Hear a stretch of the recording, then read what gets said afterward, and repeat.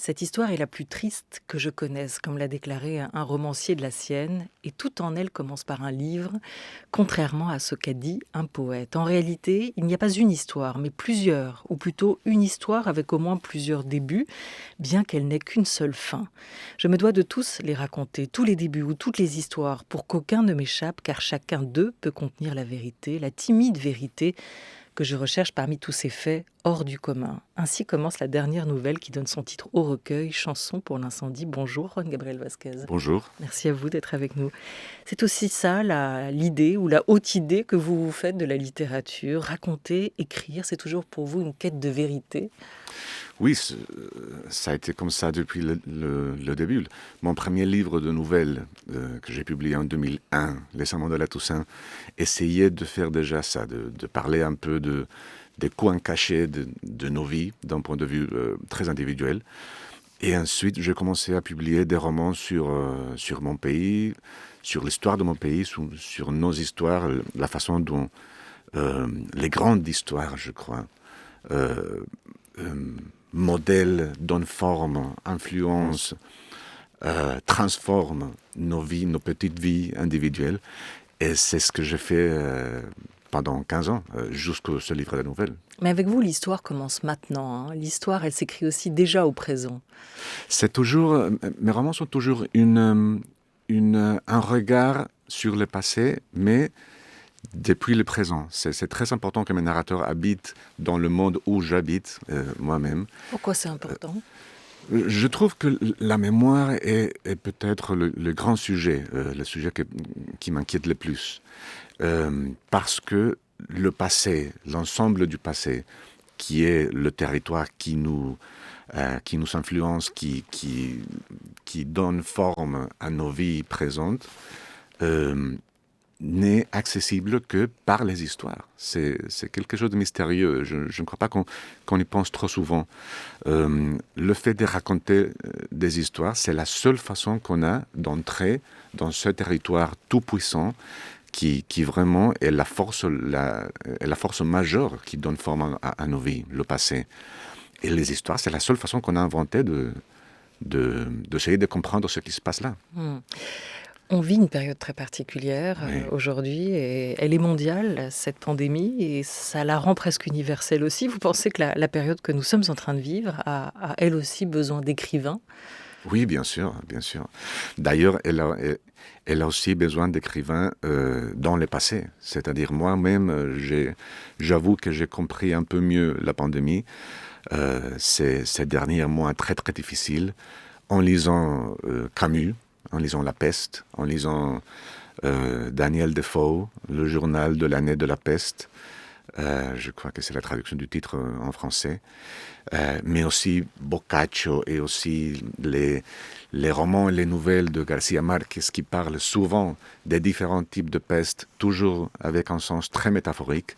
Et maintenant, on se trouve dans un monde où le sens est très littéral. Et je trouve que la littérature aide toujours à interpréter cette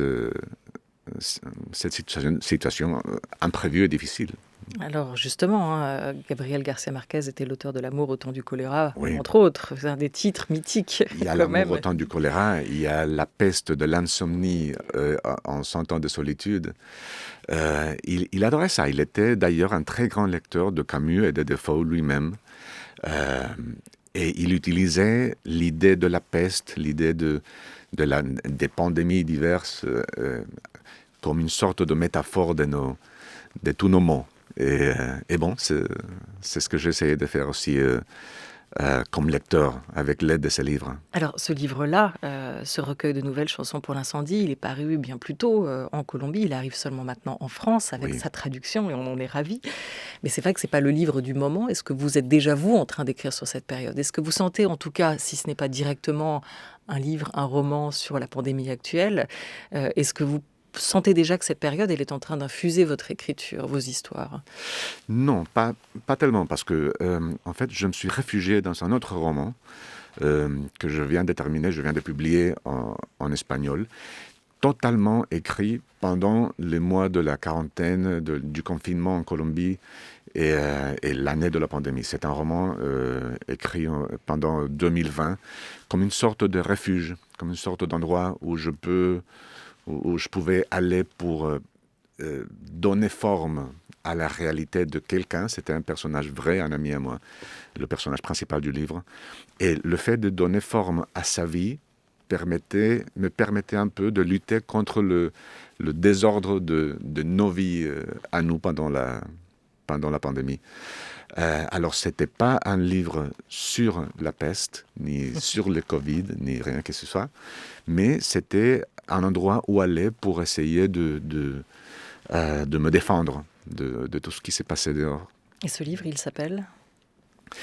Alors, ça, c'est une bonne question. En espagnol, il s'appelle Volver la vista atrás. Ça vient d'un poème d'Antonio Machado. Mais la traduction française, je ne l'aime pas trop. C'est très difficile à trouver la forme poétique de ce vers en langue française. Littéralement, ça veut dire quoi ? Ça veut dire regarder en arrière, qui est un lieu commun. Bon. Et alors, je crois qu'on va l'appeler. Là, je rentre dans le territoire de ma traductrice Isabelle Guignon. J'espère qu'elle ne va pas se fâcher. Mais je crois qu'on pourrait l'appeler rétrospective. Parce que ça se passe pendant la rétrospective qu'un cinéaste fait de ce film. Voilà. Et ce sera peut-être adapté au cinéma et mis en image, on peut l'imaginer. Le narrateur dans ce recueil de nouvelles est gagné à un moment d'une des histoires par une peur. Et vous écrivez qu'il est gagné par aussi la sensation que les menaces d'un monde imaginaire pourraient survenir dans le monde réel et nous prendre pour cible. La sensation d'être saisi d'une peur primitive et infantile, celle de la crédulité. C'est une peur qui vous habite, vous, Juan Gabriel Vázquez ? C'est une peur avec laquelle je dialogue. C'est mon métier. Mon métier, c'est de rendre vraisemblables des choses qui peut-être ne le sont pas, de jouer avec la crédulité, n'est-ce pas, des lecteurs.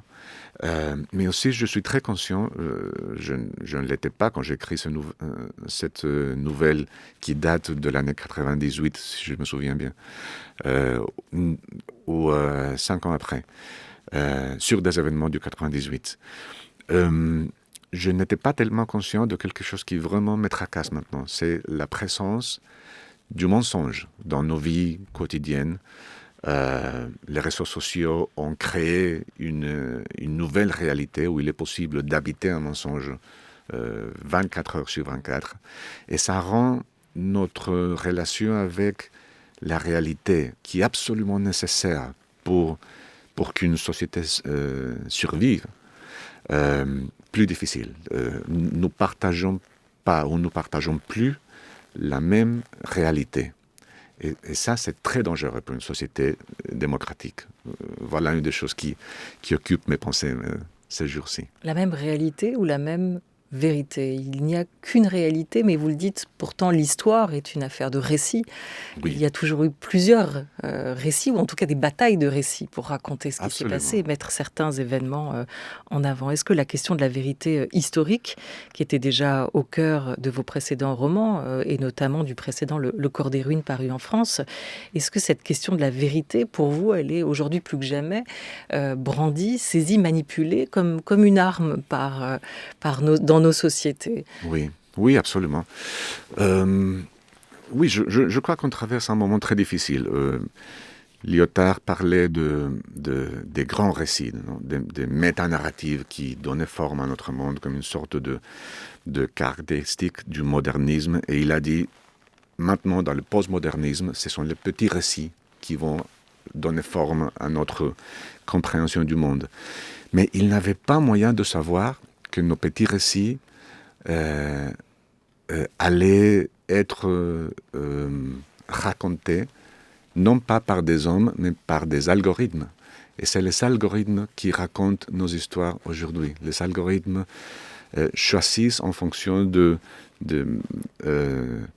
notre histoire de navigation sur Internet, de nos sympathies politiques, religieuses, sexuelles, qu'ils s'espionnent dans notre comportement sur Internet. Et ils utilisent tout ça pour nous raconter une histoire que seulement chacun de nous est capable de voir. Et cela veut dire euh, la disparition de la réalité commune. Chacun de nous vit dans une réalité fabriquée pour lui ou pour elle par les algorithmes. Ce sont des histoires qu'on nous raconte qui confirment nos préjugés, nos peurs, tout ce qu'on déteste, tout ce qu'on aime est confirmé par l'histoire que les réseaux sociaux nous racontent. Et je crois que c'est un des grands défis de nos sociétés aujourd'hui. Cette question de la vérité. Mais toute vérité n'est pas bonne à dire. Et ça, l'homme que vous êtes et l'écrivain le sait aussi. C'est d'ailleurs le sens que vous donnez à l'une des nouvelles, celle intitulée Mauvaise nouvelle en français, où un homme va retrouver une femme où il devrait lui dire ou lui avoir dit la mort d'un de ses proches, mais on apprendra bien plus tard qu'en fait, cette vérité, il la tue, il ne l'a pas révélée, et elle ressortira bien après. Oui, cette question de la vérité m'a toujours inquiété. Je crois que c'est le territoire de la nouvelle particulièrement. La nouvelle dans la tradition que j'aime et la tradition dans laquelle sont écrites ces nouvelles que je présente aujourd'hui, c'est la tradition de la nouvelle réaliste qui vient un peu de Tchekhov, l'écrivain russe, avant de certaines nouvelles réalistes de Maupassant par exemple. Et c'est une machine très douée pour explorer un petit moment de vérité très faible, très éphémère, mais qui donne forme à toute une vie. C'est ce qui arrive avec La Dame au petit chien, une de mes nouvelles préférées de Tchekhov. Ce sont des révélations sur nos vies, souvent des secrets, des endroits cachés, que seule la nouvelle peut surprendre et capturer. C'est la raison d'écrire dans ce genre. C'est le genre est capable de faire quelque chose que le roman n'est pas capable de faire. Saisir ça, justement. Et quel est le fil? Parce qu'il y a un fil conducteur entre ces 9 livres. Il y a plusieurs, oui. Ouais. Oui. Pas tellement, il y a 2 ou 3, je dirais. Mais vous les aviez ou vous l'aviez déjà avant de commencer à écrire? Oui. C'est ça. C'est pas juste un moment des textes qu'on décide d'assembler ensemble. Il y a un sens, il y a effectivement un fil discret qui relie chacune d'elles, outre les personnages qu'on peut retrouver d'une nouvelle à l'autre. Oui, c'est ça. Je vais me souvenir de 2 écrivains que j'admire. Tobias Wolff, américain, écrivain de nouvelles aussi, qui disait qu'un bon livre de nouvelles est comme un roman où les personnages ne se connaissent pas entre eux. Et c'est ce que j'ai essayé de faire avec celui-ci. Et aussi, mon ami Rodrigo Fresan, aussi un grand nouvelliste, grand romancier, mais aussi nouvelliste, qui disait qu'il y a des livres de nouvelles et des livres avec des nouvelles. C'est-à-dire on recueille ce qu'on a fait pendant 2 années, on le met sous des couvertures et on le publie. Ça, c'est des livres avec des nouvelles. Mais les livres de nouvelles font des dialogues entre les différentes parties. Les différentes nouvelles dialoguent entre elles, et le résultat est beaucoup plus que la somme des éléments. Et un livre comme ça, et c'est comme ça que j'essaie de bâtir le mien, présente des thèmes récurrents, des obsessions, retourne à l'exploration des mêmes thèmes. Là, pour les miens, c'est la mémoire, la violence, le passé, les secrets, la vie secrète que nous avons tous. Ce sont des endroits que la nouvelle comme genre explore d'une façon très particulière et très utile, je dirais, pour nous comprendre. France Culture, la grande table, Olivia Gesbert. 9 chansons dans ce recueil de nouvelles, chansons pour l'incendie, des recueils de nouvelles qui nous donnent aussi des nouvelles d'un monde et d'un pays particulièrement qui est le vôtre, la Colombie, Juan Gabriel Vasquez. On va écouter les mots d'un Argentin, Borges, nous parlant de son rapport au pays. Cela a été très important pour moi que d'être élevé en Suisse, que d'avoir fait mon baccalauréat à Genève que d'être resté en Europe pendant la Première Guerre, puisque cela m'a permis, à mon retour, de découvrir un peu mon pays. C'est-à-dire, si j'avais passé toute ma vie à Buenos Aires, peut-être ne l'aurais-je jamais vu. Cela aurait été trop près de moi. Tandis qu'il y a eu de longues années d'absence, de nostalgie inévitable, de nostalgie nécessaire, pourrait-on dire même. Puis, quand je suis revenu à Buenos Aires, vers 1921 ou 22, j'ai une bonne mémoire pour les citations, pour les vers, mais aucune mémoire pour les dates, qui n'ont d'ailleurs aucune importance. Alors, j'ai découvert un peu ma ville natale, la ville de mes pères, de mes grands-pères, de mes arrière-grands-pères, et cela a inspiré mon premier volume de poèmes qui s'appelle précisément Fervor de Buenos Aires, Fervor de Buenos Aires. C'est-à-dire que l'absence m'a permis de voir beaucoup de choses que je n'aurais pas vues si j'étais resté tout le temps chez moi. Voilà, son français est presque aussi bon que le vôtre. Hein, Magnifique, ouais. magnifique. Je n'avais pas entendu cet enregistrement. Je me demande où c'est. C'est Alors, au Collège de France, vraisemblablement, il a passé. C'était une archivina. Où est-ce que c'était? Ouais. Est-ce que je vais retrouver ça pour vous? Non, dans une émission Ah de ouais. l'ORTF à l'époque, en Ah, d'accord. 64. L'émission s'appelait Lecture avec un S pour Magnifique. tous. Après 16 ans en Europe, vous êtes aussi rentré chez vous, en Colombie. Est-ce que vous diriez que cette histoire colombienne, qui est faite de bruit et de fureur, elle a fini par vous rattraper aussi? Et à quel moment, comme homme et comme romancier surtout?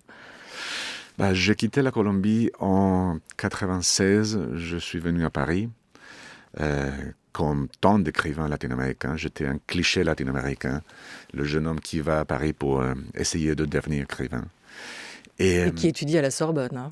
Qui étudie à la Sorbonne, oui. C'est important, le symbole. Et qui écrit dans des cafés. et j'ai publié un premier livre qui n'avait rien à voir avec la Colombie. Les Amants de la Toussaint sont des nouvelles qui se passent en France, à Paris, et aussi en Belgique, où j'ai habité très peu de temps, mais un temps très important pour moi. Et ça m'a pris plusieurs années pour commencer à écrire sur la Colombie, un roman qui s'appelle Les Dénonciateurs, parce que je croyais que le fait de ne pas comprendre mon pays me rendait le fait d'écrire sur mon pays inadmissible, que je n'avais pas d'autorité. Et c'est pendant quelques années de vie à Barcelone, la découverte de quelques auteurs, que j'ai fini par accepter que le fait de ne pas comprendre est la meilleure raison pour écrire sur quoi que ce soit, y compris mon pays, la réalité de mon pays. Et c'est là que j'ai commencé à écrire sur la Colombie. Et ça ne s'est jamais arrêté. Maintenant, après près de 3000 pages, je continue à écrire comme un obsédé sur l'histoire et la réalité de mon pays. À quel point, comme l'évoquait Borges, la nostalgie nourrit aussi vos écrits? Celle d'un paradis ou d'un pays perdu? Non, je n'ai jamais ressenti de nostalgie. C'est un sentiment qui m'est assez étrange. Mais c'est plutôt la sensation de ne pas comprendre, d'obscurité, de mystère. L'idée que mon pays, que je crois connaître, me surprend à chaque fois que je regarde de près. Et je crois que c'est d'ailleurs la raison pour laquelle les écrivains écrivent sur leur pays. C'est pas qu'ils comprennent mieux leur pays que les autres, c'est qu'ils croient le comprendre et ensuite le pays nous surprend. Il y a des monstres, des fantômes qui sortent des coins obscurs et c'est sur ça qu'on écrit. Il y a de vous dans pas mal de nouvelles de ce recueil, et notamment dans celle intitulée Le Double, qui raconte le destin de deux amis de lycée. Un tirage au sort est organisé pour savoir qui va faire son service militaire. Ça se passe vraiment comme ça en Colombie? Ça se passait Ça vraiment comme ça quand je l'ai pas. Oui. C'était un peu moi dans cette nouvelle, oui. Parce que le narrateur va piocher d'abord dans ce tirage au sort la boule bleue qui le met hors jeu, tandis que son ami qui le suit dans l'ordre alphabétique pioche une boule rouge qui qui le condamne en fait. Il va partir au service militaire et il en mourra. Celui des deux amis qui a échappé au service militaire va devenir écrivain, il va s'installer à Barcelone comme vous. Alors où est-ce que la ressemblance entre le narrateur et vous s'arrête? Est-ce que vous avez vraiment connu cette situation-là? Ah, je ne peux pas révéler comme ça les trucs du magicien. On me enlèverait mon carnet de magicien. Mais je dois dire que toutes les nouvelles partent d'un événement réel que j'ai vécu. Ce sont des nouvelles, on va dire, avec des gros guillemets, autobiographiques. Mais à partir de l'événement réel, on manipule, on transforme. C'est ça que le pouvoir de la fiction, c'est de rendre, ou disons reformuler d'une façon différente ce qu'on a vécu pour essayer de trouver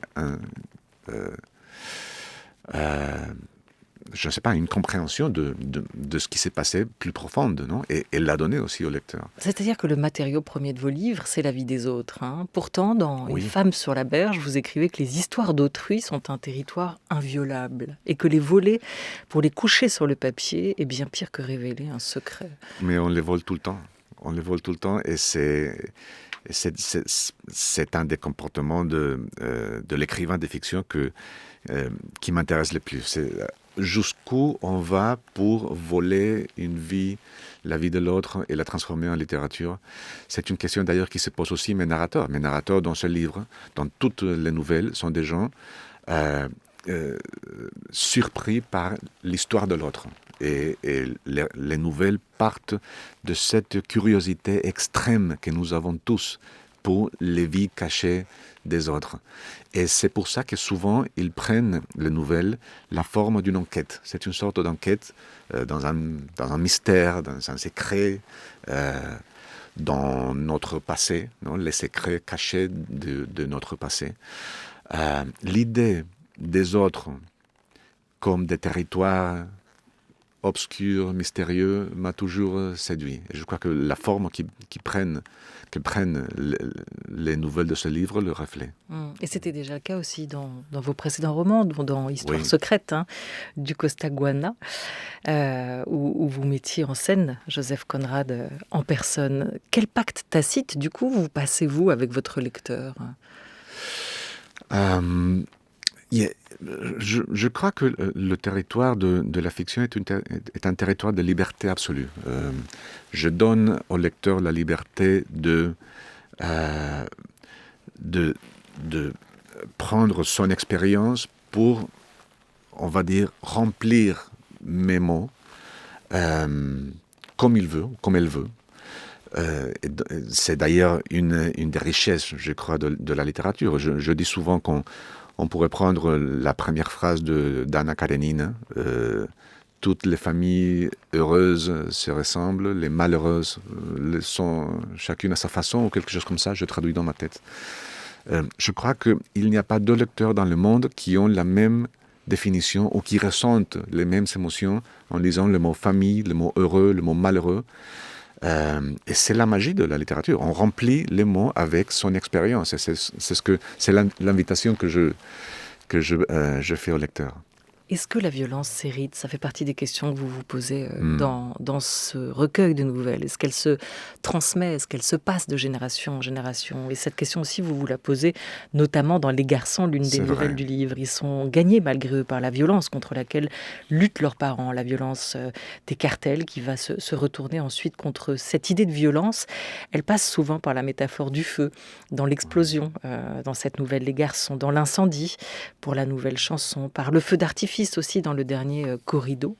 Est-ce qu'il y a des sujets sur lesquels Juan Gabriel Vázquez, vous avez peur? Vous avez eu peur d'écrire? J'ai toujours peur d'écrire sur une certaine perception de la violence, parce que j'ai vécu dans un pays assez violent. J'ai grandi pendant des années d'énormes violences, de violences imprévisibles.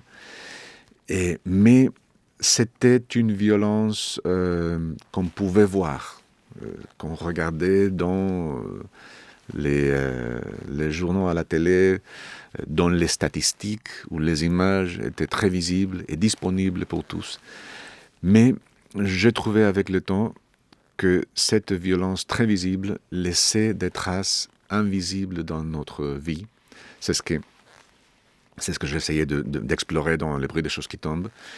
Et ça, les conséquences cachées, les traumatismes cachés de la violence publique qui changent nos comportements comme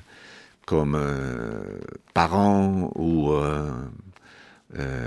fils ou filles des gens, ou amants ou amis, les comportements privés changés d'une manière définitive par la violence publique, la violence qui est de l'autre côté de la porte, m'a toujours inquiété.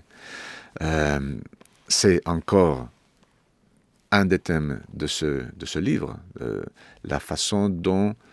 C'est un livre sur la violence, je disais avant, mais sur plusieurs types de violences qui nous passent de près, qui nous touchent à peine, mais qui changent notre vie. Et parfois qui nous touchent directement, qui nous tombent sur la tête. Mais cette idée des conséquences indirectes, cachées de la violence publique et très visible m'a toujours inquiété. Rétrospective, ce sera donc le titre Oui. en français, en tout cas peut-être de votre prochain livre qui paraîtra ici. Voir. Coup de pression sur votre traductrice. Salutations à Isabelle Gugnon. Juan Gabriel Vasquez, merci beaucoup d'être passé autour de cette grande table, nous parler de votre nouveau recueil Chansons pour l'incendie, recueil de nouvelles qui paraît donc au Seuil. Merci beaucoup. Merci de me recevoir.